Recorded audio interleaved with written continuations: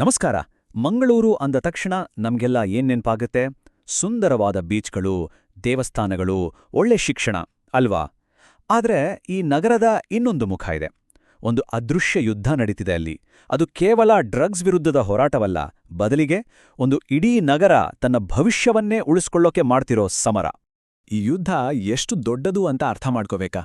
ಹಾಗಿದ್ರೆ ಈ ಒಂದು ನಂಬರ್ ನೋಡಿ, 75 ಕೋಟಿ ರೂಪಾಯಿ.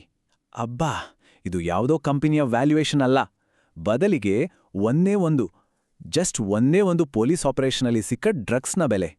ಇದೇ ಮಂಗಳೂರಿನ ಬಿಕ್ಕಟ್ಟಿನ ಆಳ ಎಷ್ಟಿದೆ ಅನ್ನೋದನ್ನ ತೋರಿಸುತ್ತೆ. ಹೌದು, ಕೇಳಿದ್ದು ಸರಿ. ಮಾರ್ಚ್ 2025ರಲ್ಲಿ ನಡೆದ ಈ ಒಂದು ಐತಿಹಾಸಿಕ ದಾಳಿ ಇದೆಯಲ್ಲ, ಇದು ಮಂಗಳೂರಿನ ಕ್ರೈಮ್ ವರ್ಲ್ಡ್ ಎಷ್ಟೋ ಬದಲಾಗಿದೆ ಅನ್ನೋದಕ್ಕೆ ಒಂದು ದೊಡ್ಡ ಸಾಕ್ಷಿ. ಇದು ಮೊದಲಿದ್ದಾಗೆ ಗಾಂಜಾ ಅಥವಾ ಆ ಥರದ ಸಾಂಪ್ರದಾಯಿಕ ಡ್ರಗ್ಸ್ ಅಲ್ಲ. ಇದು ಏನೋ ಹೊಸದು, ತುಂಬಾನೇ ಅಪಾಯಕಾರಿ ವಸ್ತು ಬಂದಿದೆ ಅನ್ನೋದನ್ನ ಸೂಚಿಸಿತ್ತು. ಸೊ ಏನಿದು ಹೊಸ ಬದಲಾವಣೆ? ಮೂಲ ಸಮಸ್ಯೆ ಶುರುವಾಗಿದ್ದೇ ಇಲ್ಲಿ. ಅಪರಾಧಿಗಳು ಸ್ಮಾರ್ಟಾಗಿ ತಮ್ಮ ಬಿಸ್ನೆಸ್ ಮಾಡೆಲನ್ನೇ ಬದಲಾಯಿಸ್ಬಿಟ್ರು. ಮೊದಲೆಲ್ಲ ಗಾಂಜಾದಂಥ ಕಡಿಮೆ ಲಾಭ ಬರೋ ಡ್ರಗ್ಸ್ ಇತ್ತು. ಈಗ MDMA-ನಂಥ ಸಿಕ್ಕಾಪಟ್ಟೆ ಪವರ್ಫುಲ್ ಮತ್ತು ದುಬಾರಿ ಸಿಂಥೆಟಿಕ್ ಡ್ರಗ್ಸ್ಗಳ ಕಡೆಗೆ ತಮ್ಮ ವ್ಯಾಪಾರವನ್ನೇ ಶಿಫ್ಟ್ ಮಾಡಿದ್ರು. ಹಾಗಿದ್ರೆ ಈ MDMA ಅಂತಹ ಸಿಂಥೆಟಿಕ್ ಡ್ರಗ್ಸ್ಗಳ ಸ್ಪೆಷಾಲಿಟಿ ಏನು? ನೋಡಿ, ಇವು ಲ್ಯಾಬ್ನಲ್ಲಿ ತಯಾರಾಗೋ ಕೆಮಿಕಲ್ಸ್. ಗಾಂಜಾ ಥರ ಬೆಳೆದು ದೊಡ್ಡ ಪ್ರಮಾಣದಲ್ಲಿ ಸಾಗಿಸೋ ಅಗತ್ಯವೇ ಇಲ್ಲ. ಒಂದು ಚಿಕ್ಕ ಪ್ಯಾಕೆಟ್ನಲ್ಲಿ ಲಕ್ಷಾಂತರ ರೂಪಾಯಿ ಮೌಲ್ಯದ ಡ್ರಗ್ಸ್ ಸಾಗಿಸ್ಬೋದು. ಮತ್ತೆ ಲಾಭವಂತೂ ಅದೆಷ್ಟೋ ಪಟ್ಟು ಹೆಚ್ಚು. ಈ ಬದಲಾವಣೆ ಎಷ್ಟು ವೇಗವಾಗಾಯಿತು ಅಂತ ಈ ನಂಬರ್ಸ್ ನೋಡಿದ್ರೆ ನಿಜಕ್ಕೂ ಶಾಕ್ ಆಗುತ್ತೆ. ಸಿಂಥೆಟಿಕ್ ಡ್ರಗ್ಸ್ ಮಾರ್ಕೆಟ್ ಕೇವಲ ಬೆಳಿಲಿಲ್ಲ, ಅದು ಅಕ್ಷರಶಃ ಸ್ಫೋಟಗೊಂಡಿತು. ಸಾಂಪ್ರದಾಯಿಕ ಡ್ರಗ್ಸ್ಗಳನ್ನು ಹಿಂದಿಕ್ಕಿ ಇಡೀ ಕ್ರೈಮ್ ವರ್ಲ್ಡ್ನ ಎಕನಾಮಿಯನ್ನೇ ತನ್ನ ಕಂಟ್ರೋಲ್ಗೆ ತಗೊಂಡ್ಬಿಡ್ತು.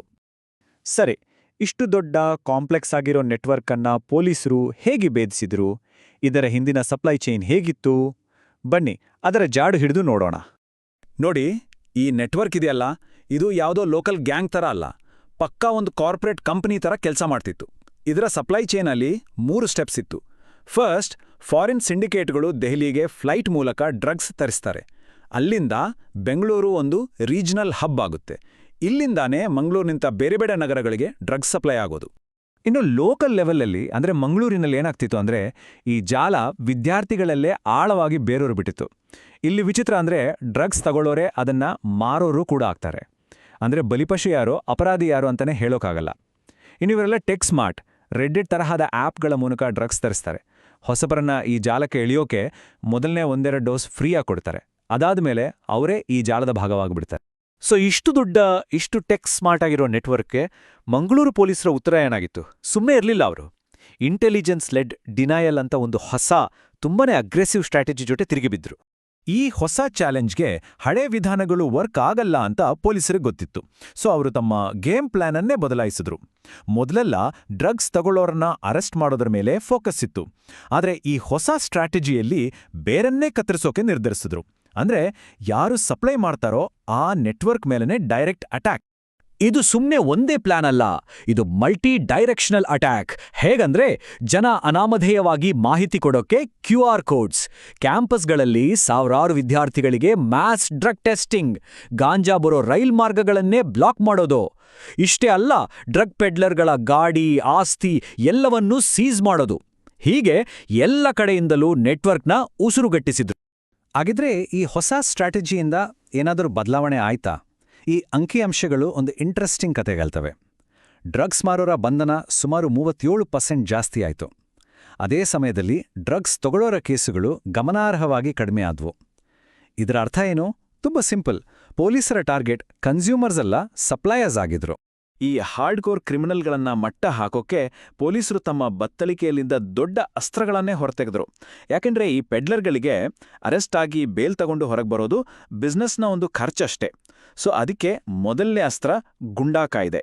ಇದರ ಪ್ರಕಾರ ವಿಚಾರಣೆ ಇಲ್ಲದೆ ಈ ರೀತಿ ಪದೇ ಪದೇ ತಪ್ಪು ಮಾಡೋರನ್ನ 1 ವರ್ಷ ಜೈಲಲ್ಲಿಡ್ಬೋದು. ಇನ್ನು ಎರಡನೇ ಬ್ರಹ್ಮಾಸ್ತ್ರ ಅಂದ್ರೆ KCOCA. ಇದನ್ನ ಸಾಮಾನ್ಯವಾಗಿ ಮಾಫಿಯಾ ಟೆರರಿಸ್ಟ್ಗಳ ಮೇಲೆ ಹಾಕ್ತಾರೆ. ಆದರೆ ಮಂಗಳೂರು ಪೊಲೀಸರು ಡ್ರಗ್ ಸಿಂಡಿಕೇಟ್ಗಳನ್ನ ಕೂಡ ಅಷ್ಟೇ ಅಪಾಯಕಾರಿ ಅಂತ ಪರಿಗಣಿಸಿ ಈ ಕಾನೂನನ್ನ ಜಾರಿಗೊಳಿಸಿದ್ರು. ಒಮ್ಮೆ ಈ ಆಕ್ಟ್ ಕೆಳಗೆ ಕೇಸ್ ಬುಕ್ ಆದ್ರೆ ಜಾಮೀನ್ ಸಿಗೋದು ಆಲ್ಮೋಸ್ಟ್ ಇಂಪಾಸಿಬಲ್. ಸರಿ, ಒಂದು ಕಡೆ ಪೊಲೀಸರು ಕಾನೂನು ಬಳಸಿ ಈ ನೆಟ್ವರ್ಕ್ ಅನ್ನ ಮುರಿತಿದ್ರು. ಆದ್ರೆ ಈ ಯುದ್ಧದ ನಿಜವಾದ ಬೆಲೆಯನ್ನ ಯಾರು ತೆರ್ತಿದ್ರು? ಈ ಸಂಖ್ಯೆಗಳ ಈ ಅರೆಸ್ಟ್ಗಳ ಆಚೆಗೆ ಒಂದು ಇಡೀ ನಗರ ಅನುಭವಿಸ್ತಿದ್ದ ಆಳವಾದ ಗಾಯಗಳಿದ್ವು. ಆ ಕಥೆ ಏನು? ಬಿಷಪ್ ಪೀಟರ್ ಪಾಲ್ ಸಾಲ್ಡಾನಾ ಅವರ ಈ ಒಂದು ಮಾತು ಈ ಸಮಸ್ಯೆಯ ಆಳವನ್ನೇ ಹಿಡಿದಿಡುತ್ತೆ.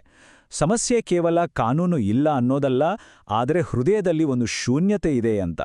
ನಿಜ, ಡ್ರಗ್ ಅಡಿಕ್ಷನ್ ಅನ್ನೋದು ಕೇವಲ ಅಪರಾಧ ಅಲ್ಲ, ಅದು ಯುವಜನರನ್ನು ಬಾಧಿಸ್ತಿರೋ ಒಂದು ದೊಡ್ಡ ಮಾನಸಿಕ ಮತ್ತು ಆಧ್ಯಾತ್ಮಿಕ ಬಿಕ್ಕಟ್ಟು. ಈ ಡ್ರಗ್ಸ್ ಬಿಕ್ಕಟ್ಟಿನ ಪರಿಣಾಮ ಸಮಾಜದ ಪ್ರತಿಯೊಂದು ಭಾಗಕ್ಕೂ ತೊಟ್ಟಿತು. ಯೋಚನೆ ಮಾಡಿ, ವ್ಯಸನಕ್ಕೆ ಬಿದ್ದವರ ಕುಟುಂಬಗಳು ಆರ್ಥಿಕವಾಗಿ ಬೀದಿಗೆ ಬಿದ್ವು. ಬೀದಿಗಳಲ್ಲಿ ಕಳ್ಳತನ, ದರೋಡೆಗಳು ಜಾಸ್ತಿಯಾದವು. ಮತ್ತು ಎಲ್ಲಕ್ಕಿಂತ ಮುಖ್ಯವಾಗಿ, ಶಿಕ್ಷಣಕಾಶಿ ಅಂತ ಹೆಸರುವಾಸಿಯಾಗಿದ್ದ ಮಂಗಳೂರಿನ ಗೌರವಕ್ಕೆ, ಅದರ ಇಮೇಜ್ಗೆ ಒಂದು ದೊಡ್ಡ ಕಪ್ಪು ಚುಕ್ಕೆ ಬಿದ್ದ ಹಾಗಾಯಿತು. ಈ ನಂಬರ್ ನೋಡಿ, 80%. ಇದು ಮಂಗಳೂರು ಜೈಲಲ್ಲಿರೋ ಕೈದಿಗಳಲ್ಲಿ ಡ್ರಗ್ಸ್ ಸಂಬಂಧಪಟ್ಟ ಕೇಸ್ಗಳಲ್ಲಿರೋರ ಸಂಖ್ಯೆ. ತಜ್ಞರು ಹೇಳೋ ಪ್ರಕಾರ ಇದು ಕೇವಲ ಒಂದು ಚಟ ಅಲ್ಲ, ಇದು ಯುವಜನರ ಆಲೋಚನಾ ಶಕ್ತಿಯನ್ನೇ ನಾಶ ಮಾಡ್ತಿದೆ ಅಂತ. ಇಲ್ಲೇ ನಮಗೆ ಈ ಹೋರಾಟದಲ್ಲಿರೋ ಒಂದು ದೊಡ್ಡ ವಿಪರ್ಯಾಸ ಕಾಣಿಸೋದು. ಒಂದು ಕಡೆ ಪೊಲೀಸರದು ತುಂಬಾನೇ ಸ್ಟ್ರಾಂಗ್ ಆದ ಎನ್ಫೋರ್ಸ್ಮೆಂಟ್ ಸಿಸ್ಟಮ್, ಇನ್ನೊಂದು ಕಡೆ ವ್ಯಸನಿಗಳಿಗೆ ಆಸರೆ ಆಗಬೇಕಿದ್ದ ಪುನರ್ವಸತಿ ಕೇಂದ್ರಗಳು. ಆ ವ್ಯವಸ್ಥೆ ತುಂಬಾನೇ ದುರ್ಬಲ. ಇವೆರಡರ ನಡುವೆ ಒಂದು ದೊಡ್ಡ ಕಂದಕವೇ ಇದೆ. ಹಾಗಿದ್ರೆ ಕೊನೆಗೆ ನಾವು ಏನ್ ಹೇಳಬಹುದು? ಇದು ಕಾನೂನು ಜಾರಿ ಮಾಡೋ ಸಂಸ್ಥೆಗಳು ಮತ್ತು ನಿರಂತರವಾಗಿ ತಮ್ಮ ದಾರಿ ಬದಲಿಸೋ ಕ್ರಿಮಿನಲ್ ಸಿಂಡಿಕೇಟ್ಗಳ ನಡುವಿನ ಒಂದು ಎಂದಿಗೂ ಮುಗಿಯದ ಯುದ್ಧ.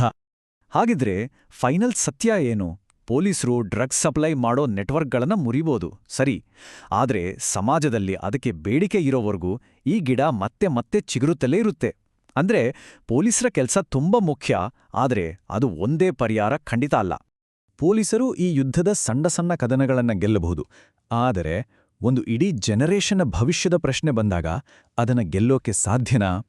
ಪೋಷಕರು, ಶಿಕ್ಷಕರು, ಸಮಾಜ, ನಾವೆಲ್ಲರೂ ಸೇರಿ ಯುವಜನರ ಜೀವನದಲ್ಲಿರೋ ಆ ಶೂನ್ಯವನ್ನ ತುಂಬದೇ ಇದ್ರೆ ಈ ಯುದ್ಧವನ್ನ ನಿಜವಾಗ್ಲೂ ಗೆಲ್ಲೋಕೆ ಸಾಧ್ಯ ಇದೆಯಾ? ಇದು ನಾವೆಲ್ಲರೂ ಯೋಚಿಸಬೇಕಾದ ಪ್ರಶ್ನೆ.